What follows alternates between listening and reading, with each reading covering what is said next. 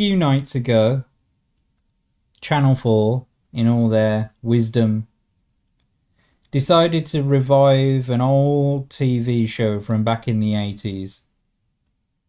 The TV show is called Friday Night Live, produced or created by Ben Elton, and it was like a showcase of all the alternative comedy that was happening at the time. And because the comedy scene in the 80s was changing, we were going from sort of BBC comedies that were purposefully designed so that they weren't rude, and there was no crassness in them, there was no swearing, but it was all sort of implied humor and innuendo, so that it wasn't right in your face. And then alternative comedy came along, and it just smashed the ball out of the park in terms of what we could expect and what had come before it. And so we'll just look at this here from Wales Online. So what is Friday Night Live and who's Ben Elton?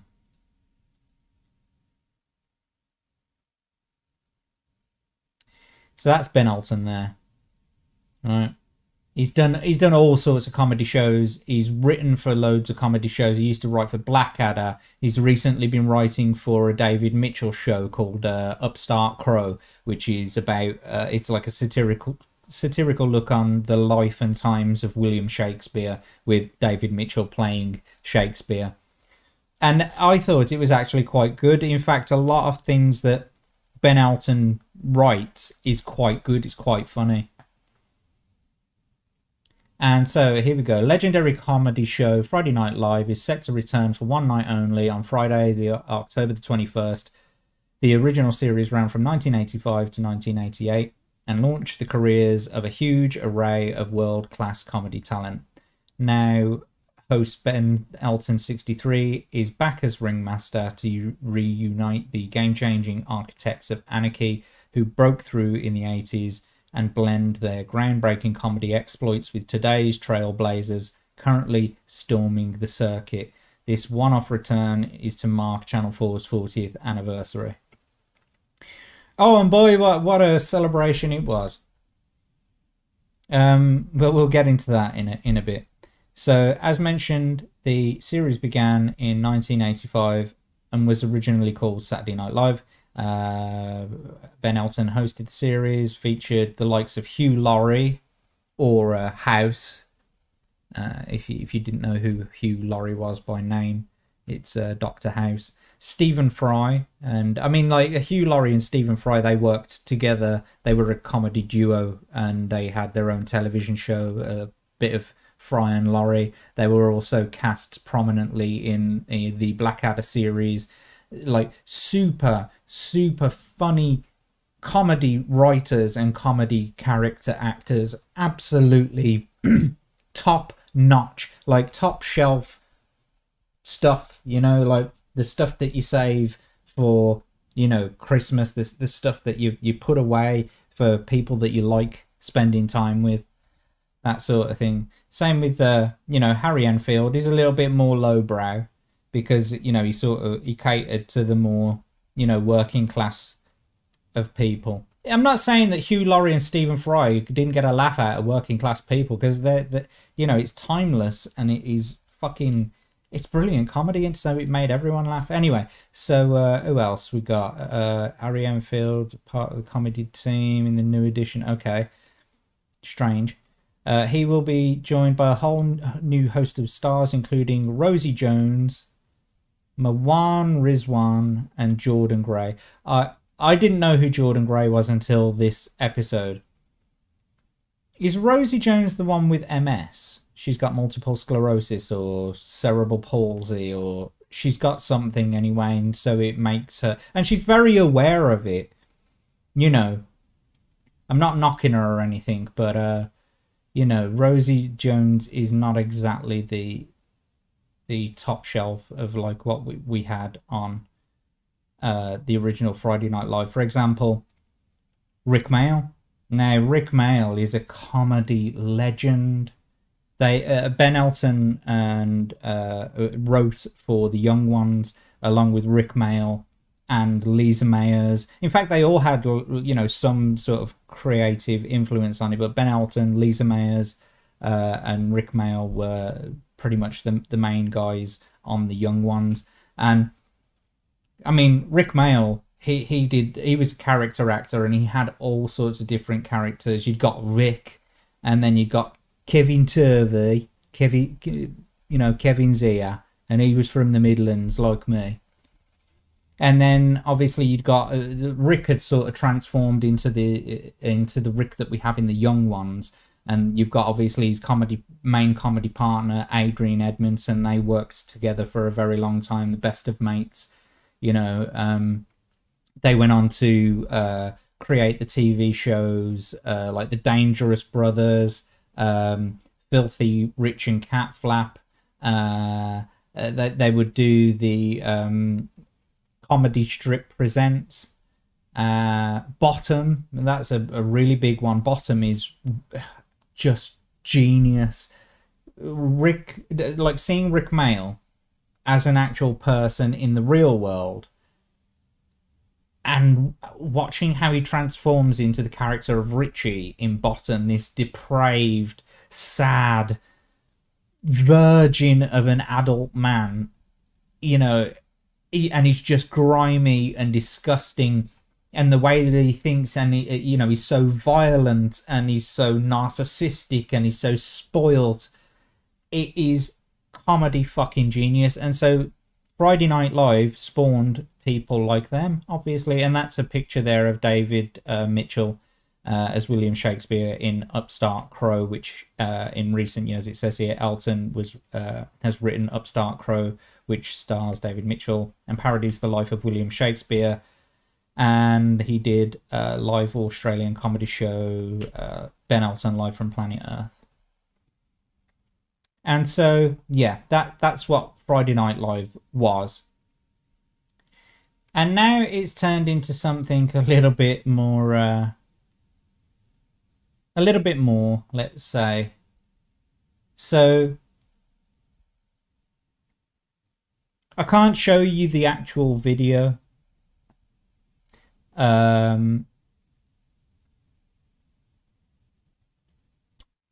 me see how I can do this. I can't show you the original video because it has nudity in it, but I have uploaded to my channel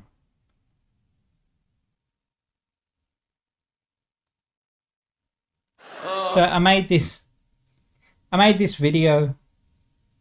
It's just a piss take, it's just a meme. Okay. And so what happened was Friday Night Live was a live TV show. It was broadcast on Channel 4 live.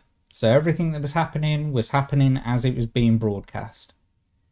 And so it afforded this Jordan Gray, who's a trans person and a musical comedian. Well, they used it. They used the live TV situation to pull a stunt, basically, to support her. So I don't know, her trans agenda. Did you see what I did? Trans agenda. I'll tell it to you later. It was funnier down the pub. Anyway, so her trans agenda, and you'll see what I mean in a second. There was absolutely no need for this to happen. I'm sure it was past the watershed, and if you don't know what the watershed is, it's a series of times in the UK, and you are not allowed to do certain things on TV before that time, etc. It's all these stupid rules about broadcasting. They don't have none of that in the Netherlands, by the way. They just have literally just have porn on the TV in the middle of the day. It's like madness. Anyway, so I sort of, because I couldn't show you the original video of what they did because they got naked, I'm going to show you through the medium of this meme. Oh, women. The best thing about life on TV? Not all women. I mean the old-fashioned ones. You know, the ones with wombs. Oh. He's not gonna do stupid stuff like this. No, I love the new women. I know the new women. They're great, aren't they? You know, the new ones we've been seeing lately. The ones with beards and cocks. They're as good as... They're as good as gold. I love them. Oh, they want to use our toilets. Why shouldn't they use your toilets? For ladies. They are ladies. Look at their pronouns.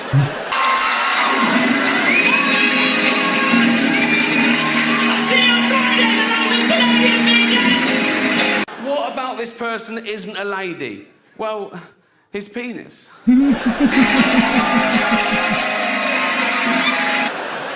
Her penis, you fucking bigot.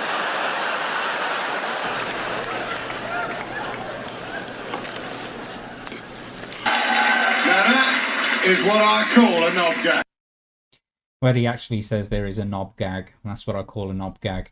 Now, look, I'm gonna say it right here, right now, at the risk of sounding like, you know, at the risk of sounding confused. I had to watch that video, obviously, to edit it and censor it. And so I had to almost frame by frame watch that video in all of its glory whilst I blurred things out. And my eyes got very intimate with those images, and they are forever indelibly burned onto my retinas, and there is no amount of blinking or closing my eyes that will ever get rid of what I saw. The one thing I will say, though, at the risk of sounding confused, is nice tits.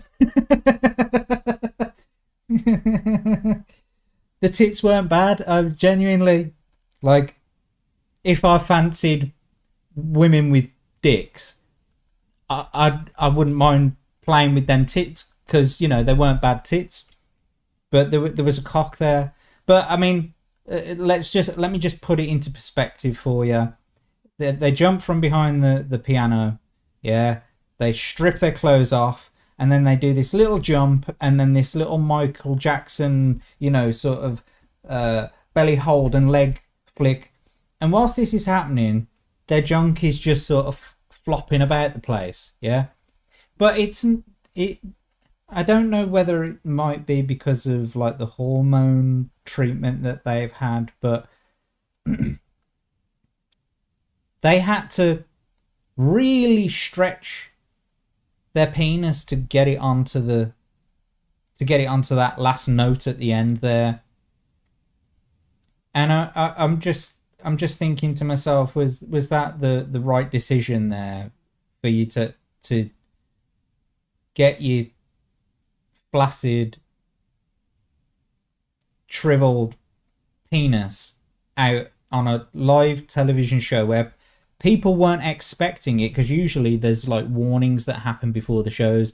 This show contains strong language, violence, and nudity, or scenes of a sexual nature, all that kind of shit. Now, if live participants weren't aware that that was going to happen, surely there's got to be some, you know, legality about that. I'm sure it was past the watershed anyway, which meant that they might be able to get away with that. And I mean, there are laws on the TV saying that you're not allowed to like broadcast. You're allowed to broadcast full frontal nudity. There's no law about that. With women, you can most definitely have full frontal nudity. But with men, there are certain conditions in place. It can't focus on the crotch for too long. And secondly, you can't show erections. And like there was no chance of that anyway, you know, by the look of it. It was awfully cold in that studio. And they had been sitting in that one piece, you know, like rippable fucking bodysuit for the whole night. So, you know, it must have been cold there. But I guess my point is, This show is an icon of comedy genius. And that was just straight fucked up. Okay? It was just straight fucked up. There was no need for you to do it. You're absolutely right when you turn around and you said, you get to do stupid stuff like this. Yeah, the best thing about live TV is you get to do stupid stuff like this. Yeah, it was fucking stupid and unnecessary. I mean, what exactly was the point that you were trying to prove there? Were you just trying to get more likes? Is that it? Were you just trying to narcissistically bring more likes to your channel, more subscribers, that sort of thing? Because that's my job, okay? I'm trying to get more subscribers now. But what I'm not going to do, and I mean this, I'm not going to get my cock out live on broadcast, okay? You can view my OnlyFans for that, okay? Or come and visit me in the privacy of my own home, yeah? I'll happily get my cock out all day long. I'm very piss proud. And so are they. Don't be under any fucking illusions here. They don't want to chop their cock and balls off. They are quite comfortable with their cock and balls. Just like me. I'm very comfortable with my cock and balls. But I'm not trying to grow a pair of tits and pretend that I'm not a man. So, you know, I don't know. The philosophers will have to discuss that one, I guess. You were so unaware of yourself that you decided to get your tiny cock out on a live TV show in front of everybody. And although they clapped and they fucking cheered for you, I'll guarantee you that there was a large majority of the country that did not want to see that. Okay? So, as you were told when you were a little boy, keep it in your pants, hon.